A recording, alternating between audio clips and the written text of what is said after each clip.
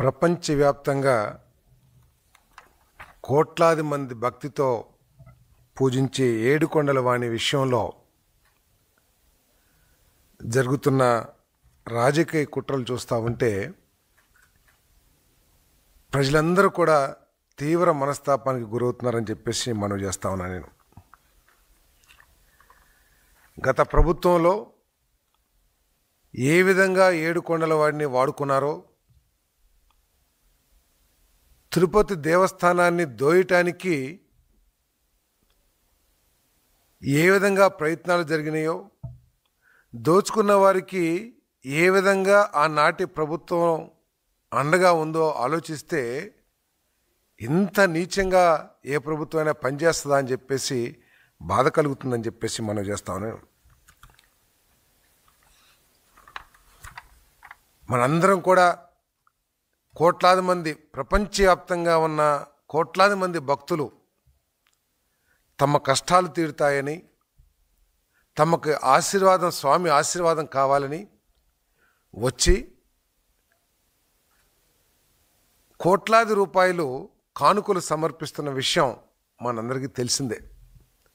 అవన్నీ కూడా హిందూ మత ధర్మ వ్యాప్తికి, పేదలకి మేలు చేసే కార్యక్రమాలకి వాడతారని చెప్పేసి కూడా మనందరికీ తెలిసిన విషయమే. కానీ పరకామణిలో 100 కోట్ల రూపాయలు, అది ఫారిన్ కరెన్సీ, ఒక వ్యక్తి దోచేశాడనే వార్తే చాలా ఆశ్చర్యకరంగా, బాధాకరంగా ఉందని చెప్పేసి మనం చేస్తాను. దొంగతనం 29/4/2023 రాత్రి 11 గంటలకి ఆనాటి విజిలెన్స్ అధికారి సతీష్ కుమార్ పోలీస్ స్టేషన్లో క్రైమ్ నెంబర్ 19/2023 సెక్షన్స్ 379, 381 ఐపీసీ కింద కేసు నమోదు చేశారు. అంత పెద్ద కేసు. తిరుపతిలో దొంగతనం చేశారనే మాటే ప్రజలకి డైజెస్ట్ కాదు. అటు 100 కోట్లు తినేసిన కేసుని ఒక విజిలెన్స్ అధికారి పోలీస్ కేసు రిజిస్టర్ చేస్తే దాన్ని ఏ విధంగా ఆనాటి ప్రభుత్వం హ్యాండిల్ చేసిందో, ఏ విధంగా ఆ కేసుని మరి చర్యలు తీసుకుందో ఆలోచన చేస్తే నిజంగా అసలు ప్రభుత్వం, ప్రజల చేత ఎన్నుకోబడ్డ ప్రభుత్వం చేసే పనా, లేకపోతే దోపిడీ కుట్రలు చేసే, ముఠా చేసే పని అనేది ఆశ్చర్యం కలుగుతుందని చెప్పేసి నేను మనవి చేస్తాను. నేను మన చిన్న చిన్న దొంగతనాలు చేసిన వాళ్ళకి పెద్ద పెద్ద సెక్షన్లు వేసేసి, చిన్న దెబ్బ తగిలిన వాళ్ళకి హత్య కేసులు వేసేసి, రాజకీయ కక్షలతో రేప్ కేసులు 70-80 సంవత్సరాల మీద వయసున్న వారి మీద పెట్టిన ఆనాటి ప్రభుత్వం 100 కోట్లు చోరీ చేసిన కేసులో అప్రోప్రియేట్ సెక్షన్, తగు సెక్షన్ కూడా చెప్పలేదంటే, లేకపోతే దాని కింద కేసు నమోదు చేయాలంటే ఏమనుకోవాలో కూడా ఒకసారి ఆలోచించాలని చెప్పేసి నేను మనవి చేస్తాను. ఒక చిన్న కేసు జరిగితే, ఒక చిన్న దొంగతనం జరిగితే అతని చొక్కా కాలర్ పట్టుకుని తీసుకొచ్చి పోలీస్ స్టేషన్లో వేసి కుమ్మేసి ఆ నష్టపోయిన వాళ్ళకి ఆ నష్టాన్ని తీర్చే కార్యక్రమం పోలీస్ డిపార్ట్మెంట్ చేస్తుంది. 100 కోట్లు దొంగతనం చేసిన ముద్దాయిని కేవలం 41A నోటీస్ ఇచ్చేసి స్టేషన్లో కనీసం ఒక 10 రోజులు కూడా ఎంక్వైరీ కోసం రమ్మనుకోకుండా చక్కగా పోలీస్ స్టేషన్కి దొరగారిని తీసుకొచ్చి కేవలం ఏదో విచారణ పేరుతో అన్ని మర్యాదలు చేసి పంపించారంటే అసలు నిజంగా ఏమి ఆలోచించాలో కూడా అర్థం కావట్లేదని చెప్పేసి నేను మనవి చేస్తాను. మనం చూసాం చాలా కేసుల్లో police department charge sheet file చేయకోకుండా ఎన్ని ఇబ్బందులకు గురి చేస్తారో మనందరికీ తెలిసిందే. ఛార్జ్ షీట్ ఫైల్ చేస్తానికి ఎంత ఆలస్యం అవుతుందో కూడా మనందరికీ తెలిసిందే.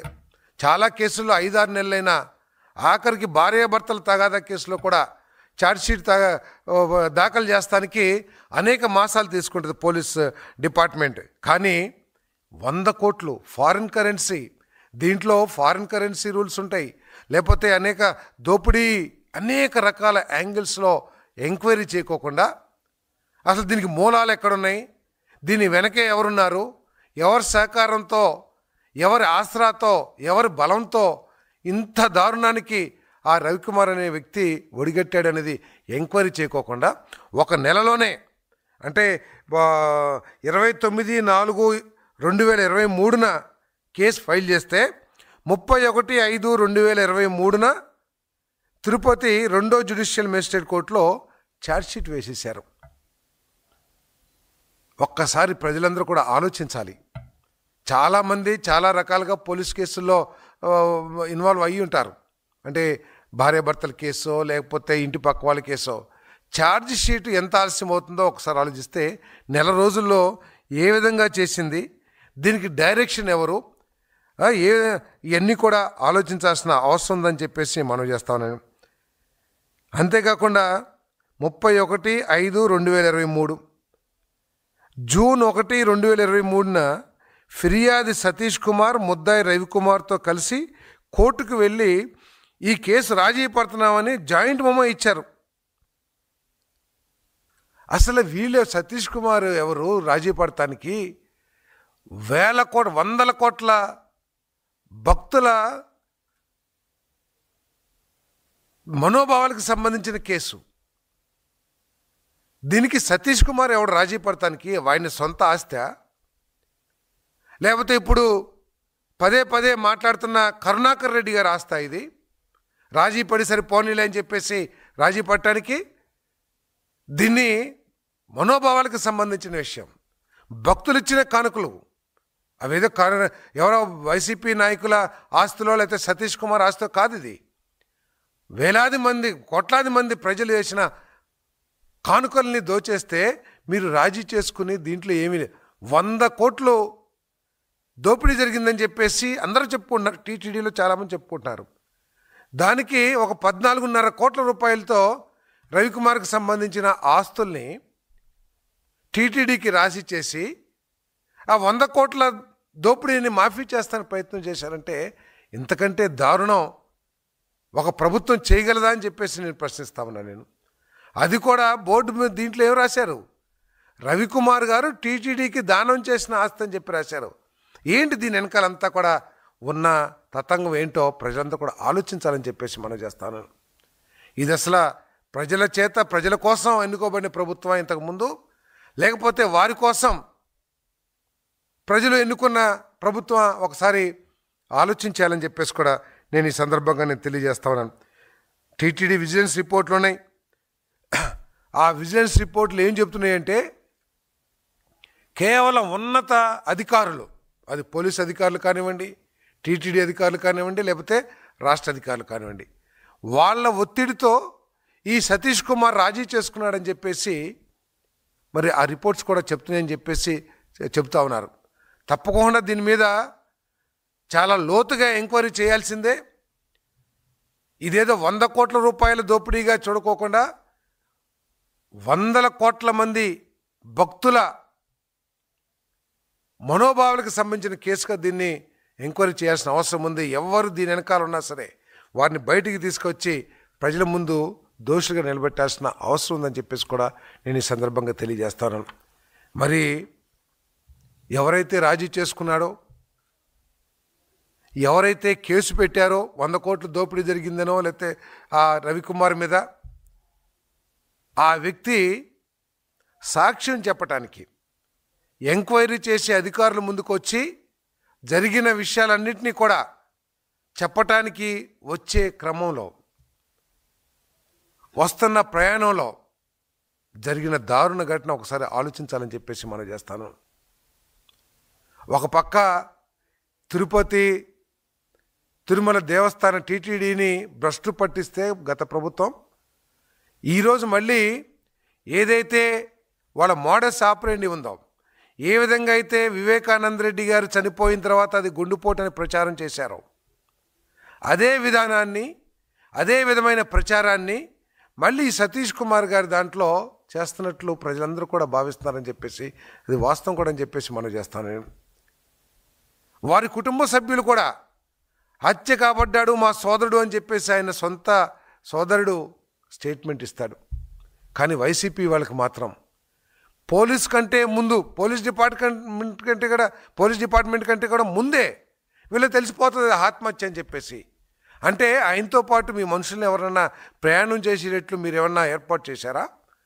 లేకపోతే ఆ ఘటనా స్థలాన్ని మీరు ఏమన్నా వెళ్ళి పరిశీలించి ఆ పరిశీలన ఆధారంగా మీరేమన్నా ఆత్మహత్య అనే నిర్ణయానికి మీరు వచ్చారా? అసలు సతీష్ కుమార్ గారి హత్య కానీ ఆ మరణానికి వైసీపీ నాయకులకి సంబంధం ఏమిటి? మీరు ఎందుకు అంత ఉత్సాహాన్ని చూపించి ప్రజల దృష్టిని మరల్చడానికి ప్రయత్నం చేస్తున్నారో ఈరోజు స్పష్టంగా తెలియజేయాలని చెప్పేసి నేను ప్రశ్నిస్తా ఉన్నా. నేను సతీష్ కుమార్ గారు మరణించారు. అది ఏ విధంగా మరణించారు, అది ఆత్మహత్య హత్య అని చెప్పేసి నిర్ధారించాల్సింది అక్కడ పరిస్థితుల ఆధారంగా, ఎవిడెన్స్ ఆధారంగా పోలీస్ డిపార్ట్మెంట్ కన్ఫర్మ్ చేయాలి. అంతేగాని పోలీస్ డిపార్ట్మెంట్ కంటే ముందు అసలు ఆయన కుటుంబ సభ్యులకి సమాచారం అందకముందే మరి భూమన కరుణాకర్ రెడ్డి గారు అది ఆత్మహత్య అని చెప్పేసి ప్రకటిస్తున్నారంటే అసలు ఏమిటి? భూమన కరుణాకర్ రెడ్డి గారికి సతీష్ కుమార్ గారి మరణానికి ఎందుకు అంత ఉత్సాహం చూపించాల్సిన అవసరం వస్తుంది?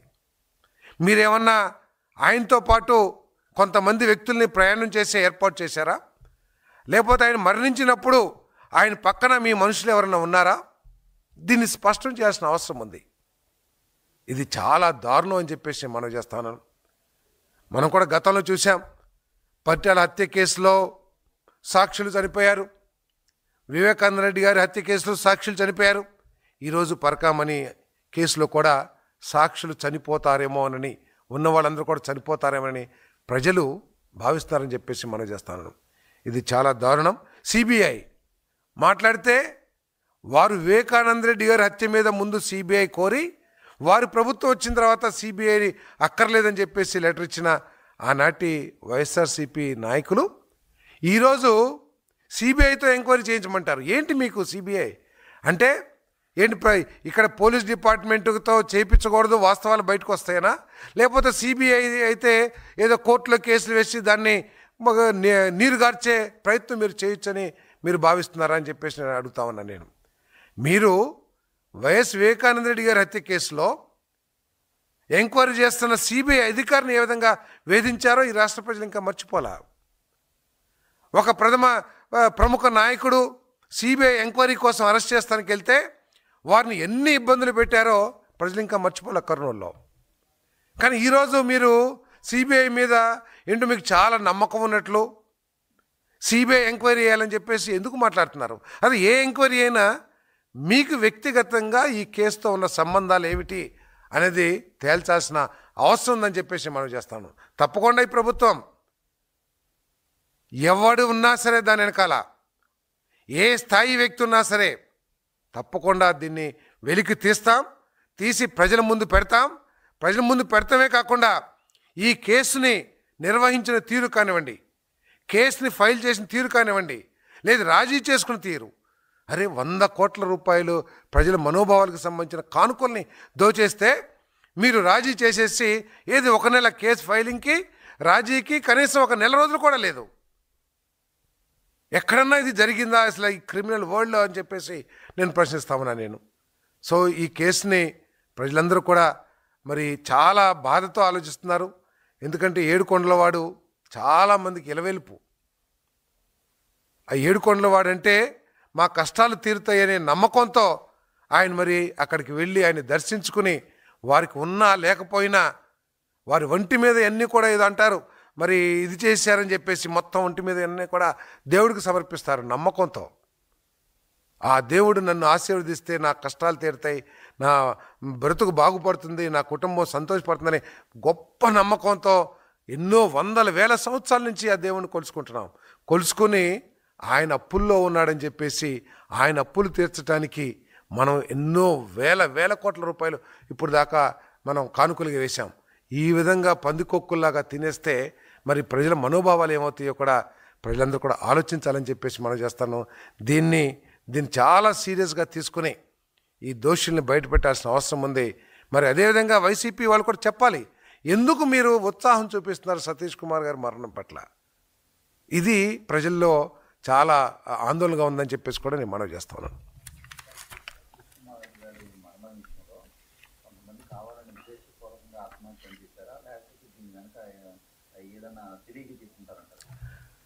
ఆత్మహత్య హత్య అనే విషయంలో తెలిసి తెలియక మాట్లాడటం అనేది ఎవరైనా అమాయకుడో ఏదో టీ బంకుల్లో కూర్చుని పిచ్చాపాటిగా మాట్లాడేవాళ్ళు అంటే ఏదో వాగుతున్నారులే అనుకోవచ్చు. కానీ ఆ టీటీడీ చైర్మన్గా చేసిన వ్యక్తి ఒక రాజకీయ పార్టీలో ప్రముఖ నాయకుడిగా వెలుగొందుతున్న వ్యక్తి ఈ విధంగా మాట్లాడతాం హత్యో ఆత్మహత్యో ఆయనకి ఏం సమాచారం ఉందని చెప్పారు. ఆయన చైర్మన్ అయిన నెల రోజుల్లోనే నాకు తెలిసి ఇవన్నీ కూడా రాజీలు అవటమో లేకపోతే ఇవన్నీ కూడా జరిగినాయి అని చెప్పేసి నాకున్న సమాచారం. మరి అది తప్పకుండా తెలుసుకోవాల్సిన అవసరం ఉందని చెప్పేసి కూడా నేను భావిస్తూ ఉన్నాను. మరి ఈ విధంగా మాట్లాడటం అనేది చాలా తప్పు అని చెప్పేసి కూడా నేను తెలియజేస్తా ఉన్నాను.